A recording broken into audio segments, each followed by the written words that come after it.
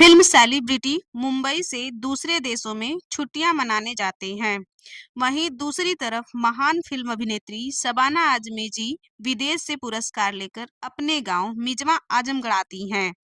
शबाना आजमी जी को सर्वश्रेष्ठ अभिनेत्री के लिए 5 बार राष्ट्रीय फिल्म अवार्ड, यही नहीं 6 बार Filmfare, Padma Shri, Padma Bhushan, freedom of the city of London, international film festival में वुमेन इन सिनेमा आदि सम्मानों से सम्मानित हैं। अभिनेत्री शबाना आजमी के पिता मशहूर शायर, गीतकार, तरक्की पसंद लेखक कामरेड कैफी आजमी का जन्म मिजवा में ही हुआ था। कैफी साहब ने मिजवा के विकास के लिए जो कार्य किए, उसे अब शबाना जी ऊंचाइयों पर पहुंचा रही हैं।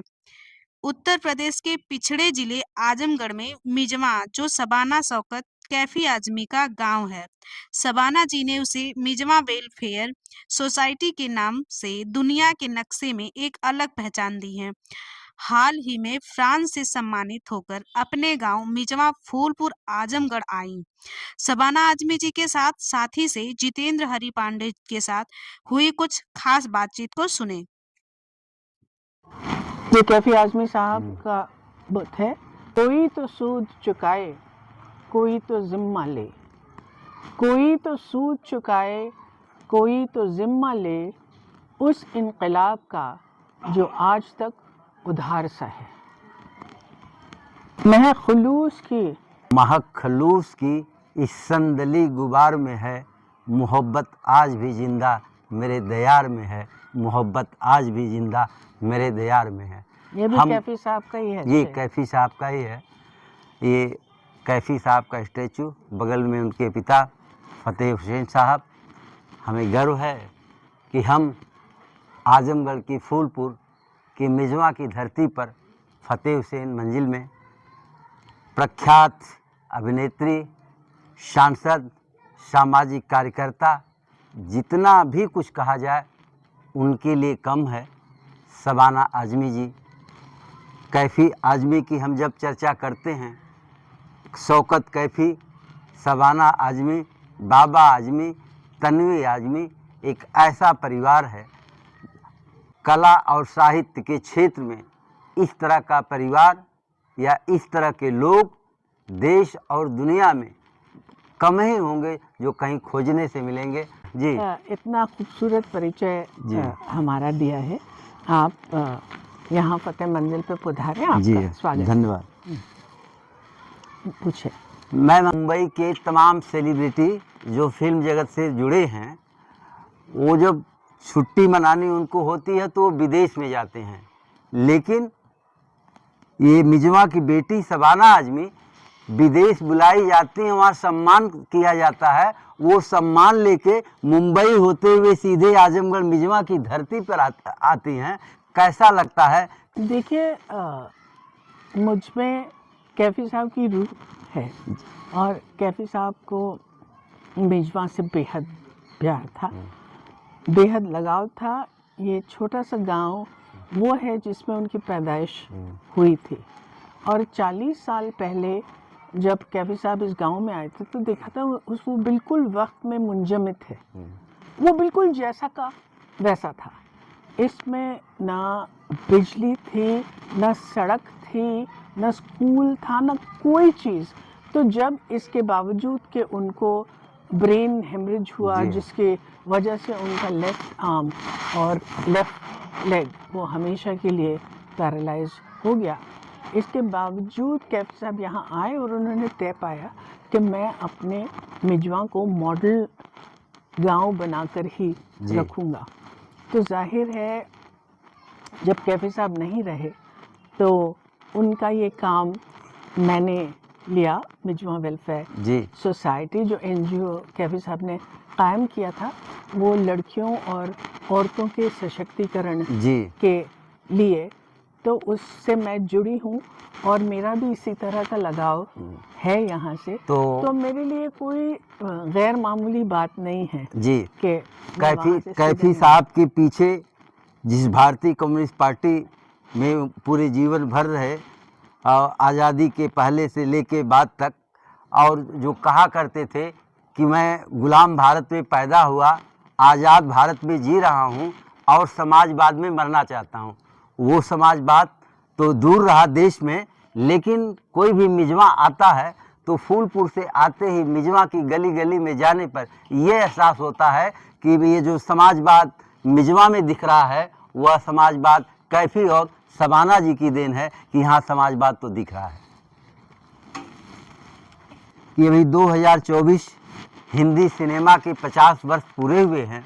हिंदी सिनेमा में आपका कार्य 50 साल का पूरा हुआ है। 50 साल आपने काम किया हिंदी सिनेमा में जी। और अभी नवंबर के ही महीने में 15 से लेकर के 23 तक फ्रांस के 46वें फेस्टिवल डेज 3 कॉन्टिनेंट्स में आपकी फिल्मों के लिए, शबाना आज़मी की फिल्मों के लिए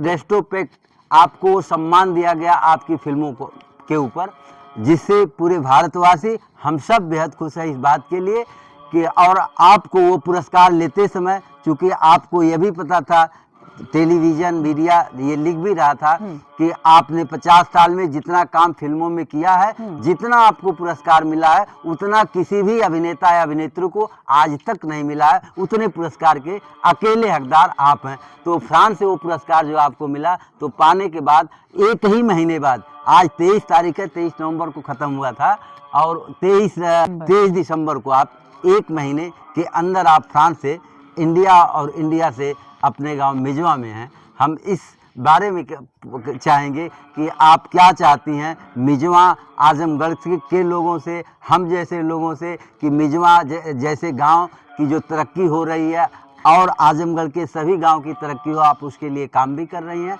तो इससे हम चाहेंगे कि हमारे साथी को, दर्शकों को बताएं कि आगे ऐसे कौन सी मुहिम चलाई जाए कि मिजवा जैसे और गांव दिखाई दें आजमगढ़ में। देखिए, कैफी साहब का ये लक्ष्य था कि अगर हमारे समाज को पूरी तरह से डेवलप करेंगे तो उसमें बहुत ज़रूरी है कि हम अपने गांव की तरफ देखें और गांव को अपने पैर पे खड़े रहने के काबिल बनाएं, ताकि यहाँ से लोगों को शहर जाना ही नहीं पड़े नौकरी की तलाश में। तो इसी लक्ष्य से उन्होंने पहले तो गर्ल्स स्कूल, फिर इंटर कॉलेज, फिर कंप्यूटर सेंटर, एक ऐसे ज़माने में जब बिजली नहीं थी और सब लोग समझते, तो 2002 में उन्होंने यहाँ कंप्यूटर सेंटर बनाया, जिसमें खुद सूर्यभान जी जो गवर्नर थे वो पधारे थे अमर सिंह जी के साथ, और बहुत दूर अंदेशी थी उनके।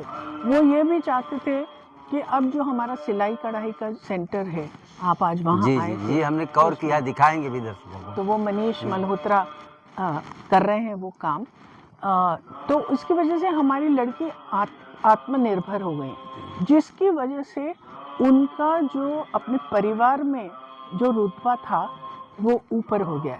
पहले तो ये माना जाता था कि लड़की जो है वो कमतर है और लड़के से बहुत उम्मीद की जाती थी कि ये तो पराया धन है, ये तो चली जाएगी, लड़का हमारी देखभाल करेगा। ये बिल्कुल गलत तरीक़ा है सोचने का, क्योंकि अगर आप देखें, मैं तो अस्पताल में कई दिन रही हूँ और मैंने देखा है कि ज़रूर ही, चाहे वो इन लॉज हों, सास ससुर हों, ससुराल के लोग हों या अपनी खुद माँ हो, हमेशा बेटी ही होती है जो उनकी परवरिश करती है।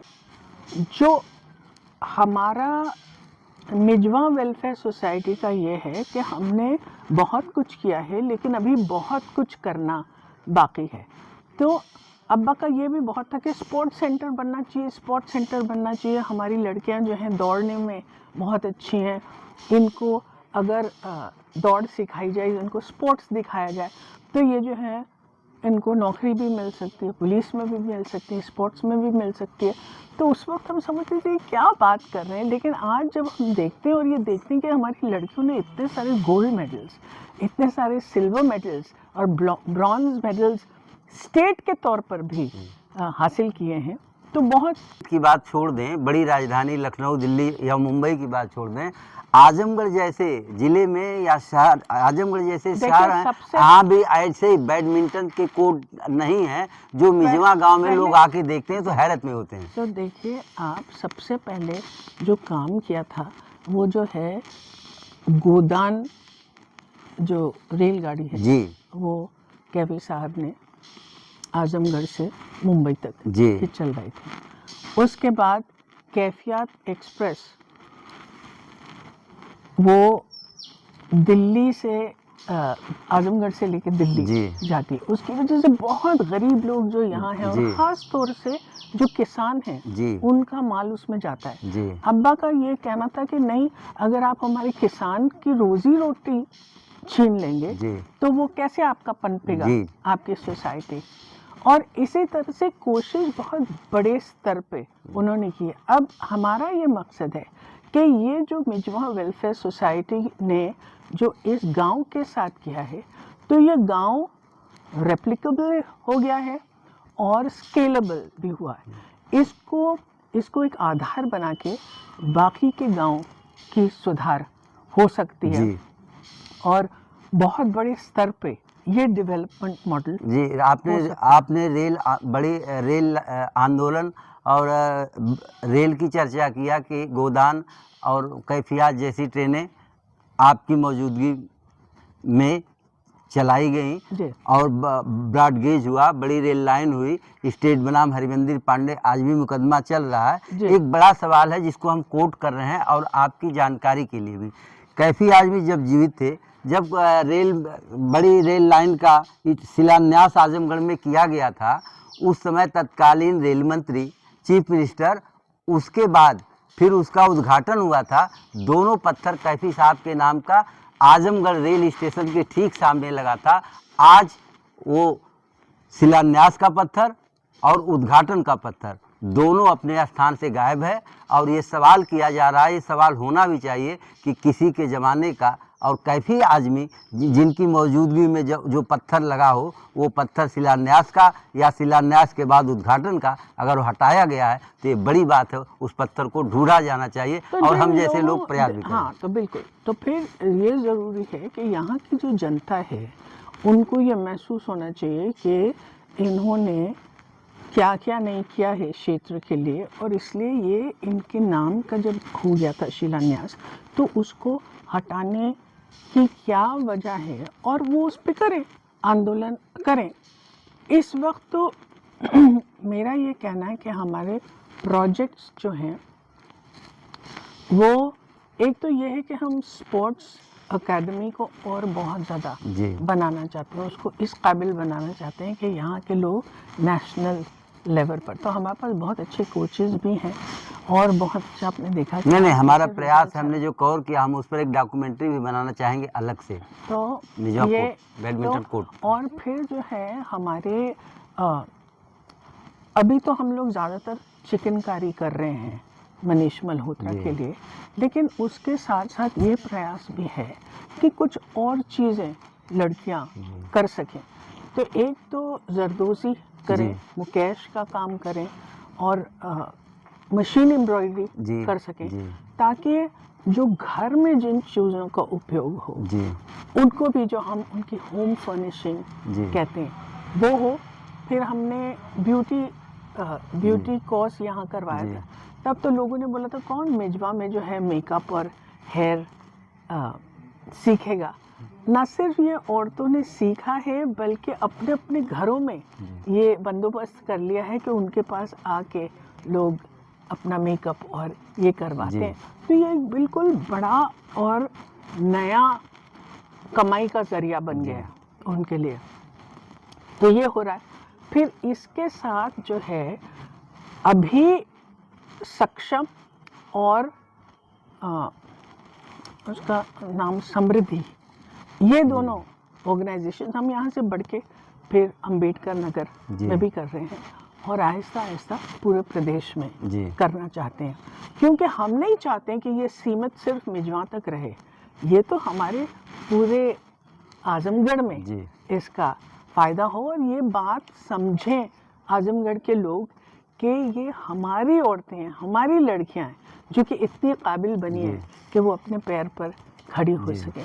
तो ये लक्ष्य जो है इसमें बहुत वक्त लगेगा। एक बार मैं आपको बहुत अच्छी बात बताती हूँ कैफी साहब की। एक मर्तबा मैंने उनसे कहा था कि अब्बा, जब आप तब्दीली के लिए काम करते हैं, जब आप बदलाव के लिए काम करते हैं, तो आपको इस बात से मायूसी नहीं होती कि तब्दीली उस रफ्तार पे नहीं आएगी जो आप चाहते हैं, तो क्या आप मायूस नहीं होंगे? तो उन्होंने मुझे कहा था कि बेटे, ज़हनियत को बदलने में बहुत ज़्यादा वक्त लगता है जी। तो आपको इस उम्मीद में कि ये बदलाव जल्दी आ जाएगा, उसमें जो है ये गुंजाइश भी छोड़ दें कि शायद तब्दीली आपकी ज़िंदगी में ना आए, लेकिन ये यकीन मानना चाहिए कि अगर आप पूरी सिंसियरली, पूरी सिंसेरिटी से, उसी लगन से, मेहनत से काम करते रहें तो तब्दीली आएगी, चाहे वो आपके जाने के बाद ही क्यों ना सही। तो फिर उदासी का कोई सवाल ही नहीं पैदा होता। मुझे लगता है कि ये इतने बड़े शब्द हैं, कोई भी जो बदलाव के लिए काम कर रहा है उनको ये मंत्र एक ताकत देता है, और मुझे भी दी है ताकत। और इसलिए हम कहते हैं कि बहुत कुछ हुआ है, लेकिन अभी बहुत कुछ करना बाकी है, अभी मंजिलें और भी हैं। जी, इसके पीछे उनका सामाजिक जो संघर्ष रहा है, इप्टा या प्रगतिशील लेखक संघ या तरक्की पसंद जो जमात रही है, तो जो आपने अभी बताया है वो तो हर आदमी के लिए एक ऐसी चीज़ है कि जिसको वो पा जाए, उस थीम पे चल दे, तो हर कोई सबाना बन सकता है, हर कोई बाबा बन सकता है। हम देखे हैं कि आपके साथ बाबा आज़मी जी भी, तन्वी आज़मी जी, उनके दोनों बच्चे और आप पूरे परिवार के साथ इस बार आई हैं, बहुत अच्छा लगा। उस सबाना आज़मी को हम आजमगढ़ में मिजवा में जब देखते हैं कि जब वो आती हैं तो गांव की महिलाएं सामने थाल में लेकर के उनकी आरती उतारती, सिर्फ आरती उतारना इतने बड़े आरती उतारती हैं, टीका लगाती हैं, नहीं, मगर नारा लगाते हैं जी। और वो नारा मेरे लिए और ज़्यादा महत्वपूर्ण है, जो कहते हैं कि कमाने वाला खाएगा, लूटने वाला जाएगा, नया ज़माना आएगा। तो ये नारा हम जो है रोज़ काम करने से पहले अपनी लड़कियों को बोलते हैं कि आप जब काम करने जाती हैं तो इसको आप दोहराइए, ये नारा लगाइए, इससे आपको ताकत मिलेगी और इससे आपको एहसास होगा कि जो मज़दूर है, जो काम करने वाला है, उसकी कितनी अहमियत है समाज में। तो ये जो नारा लगाती हैं औरतें, इससे मैं बहुत मूव होती हूँ जी। जैसा कि हमने शुरू में ही कहा, देश और दुनिया बॉलीवुड सिनेमा में 5 ऐसे बड़े राष्ट्रीय पुरस्कार फिल्म फेयर के आपको मिले हैं, राष्ट्रीय नेशनल 5 नेशनल अवार्ड आपको मिले हैं। उसके अतिरिक्त भी देश विदेश में पद्मश्री आपको मिला, पद्म भूषण आपको मिला, सांसद आप रहीं, राज्यसभा की सदस्य रहीं, कभी आपने फिल्मों में ऐसा अभिनय किया देश से लेके दुनिया ने आपको सराहा, और कभी ज़रूरत पड़ी तो जो धरावी की झोपड़पट्टी में जाके मजदूरों के बीच अनशन पर भी बैठ गए, धरने पर भी बैठ गए। आज भी ज़रूरत पड़ती है तो सांप्रदायिकता के खिलाफ आप नाटक प्ले करती हैं, सौहार्द के लिए, शांति के लिए, अमन के लिए पूरी दुनिया में आपका संदेश जाता है। आप बच्चों के लिए, आधी आबादी जो महिला ये कही जाती कि महिला अभी पीछे है, उसके लिए आप अपने पूरे जीवन में उस महिला के उद्धार के लिए, उस महिला के विकास के लिए, मिजवा से लेके मुंबई तक ही नहीं, पूरी दुनिया के लिए, एड्स के लिए, कैंसर के लिए, और ऐसे जो गंभीर सवाल हैं जिसको सरकार को या देश दुनिया के दूसरे लोगों को उठाना चाहिए। एक सामाजिक कार्यकर्ता, अभिनेत्री अकेले कितना कुछ काम कर रही हैं। हम आजमगढ़ के लोग, मिजवा के लोग इस बात की कायल हैं कि आप 75वें वर्ष में प्रवेश भी कर गई हैं। आपका जन्म 18 सितंबर 1950 है, नहीं 1951। तो आप 75वें वर्ष में भी प्रवेश कर गई हैं। आपकी उम्र लंबी हो, हम लोगों की भी कुछ उम्र आपको लगे। कि बहुत कहा जाता, मीडिया में आया है कि जिस सबाना को कोख में ख़त्म करने का प्रयास किया जा रहा था, वो सबाना धरती पे आई तो दुनिया में तहलका मचाया। और हम एक गर्व के साथ साथी के माध्यम से ये कह सकते हैं कि वो शबाना आज़मी ही हैं, उनका परिवार है भारत से लेके पूरी दुनिया में, चाहे कल्चर हो या सिनेमा हो या साहित्य हो, इस तरह का ऐसा परिवार जो पूरे के पूरे लोग लिटरेरी हो, कल्चर रखते हो, सिनेमा से लेके साहित्य तक, जिनका सपना सबका अलग अलग मुकाम हो, ऐसा अगर कोई कहता है। कैफी साहब के एक साथी जो कहे जाते हैं आज भी जीवित हैं, कामरेड हरिमंदिर पांडे जी 80 प्लस हैं, वो यहीं 14 जनवरी 2023 को उन्होंने यहीं आपके साथ खड़े होकर, जब पहली बार आपका आगमन, आप बम्बई में हमेशा उनका जन्मदिन मनाती थी, लेकिन कैफी साहब की मृत्यु के बाद आपका 2023 में जब मिजवा वेलफेयर सोसाइटी का 30वां वार्षिकोत्सव था और पहला वार्षिकोत्सव बच्चियों का, और वो पहली बार आपके सुझाव पर बच्चियां रैंप पर उतरी और बड़ी महफिल सजी थी, जिसमें बच्चियों के साथ, इंटर कॉलेज की बच्चियों के साथ वह कार्यक्रम आगे भी होता रहे, आगे भी चलता रहे। ये लाल झंडा जो कैफी आज़मी की स्टैचू के पीछे लगा है, देश और दुनिया से बड़े पत्रकार, मीडिया के लोग आते हैं तो ये पूछते हैं लाल झंडा क्यों, तो कहते हैं क्रांति का। ये कैफी साहब मम्मी बताती हैं जी, कि अब्बा की जो पूरी पूंजी थी वो उनका कम्युनिस्ट पार्टी का कार्ड। जी, तो अगर कोई भी चीज उनकी इधर उधर रह जाए, उनको तकलीफ आज भी जो हम कम्युनिस्ट पार्टी का लाल कार्ड लोग रखते हैं, जी, पार्टी का जो कार्ड था वो उनके लिए पूरी अहमियत रखता था। और पार्टी ने अगर उनसे ये कहा कि ये करो तो फौरन एक आम कार्यकर्ता की तरह वो करते रहे।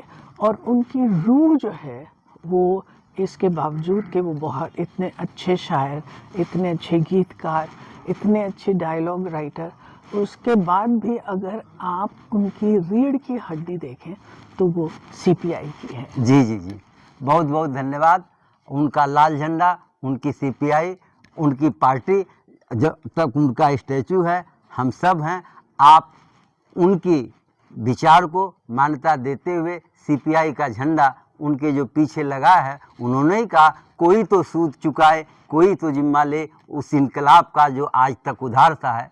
हम अक्सर जहाँ जाते हैं वो बोलते हैं कि वो कैफी साहब हैं जो चाहते थे कि प्यार का जश्न नई तरह मनाना होगा, गम किसी दिल में सही गम को मिटाना होगा। तो शबाना आज़मी जी जो उनकी पुत्री हैं, बाबा जी, तन्वी जी, जावेद अख्तर साहब, ऐसे लोग उस जब को मिटा रहे हैं, उस प्यार को बढ़ा रहे हैं, शांति और सौहार्द के पैगाम को बढ़ा रहे हैं। उस पैगाम में हमारी भी हिस्सेदारी थोड़ी बहुत होती रहे। बहुत बहुत धन्यवाद। साथी की तरफ से आपको धन्यवाद।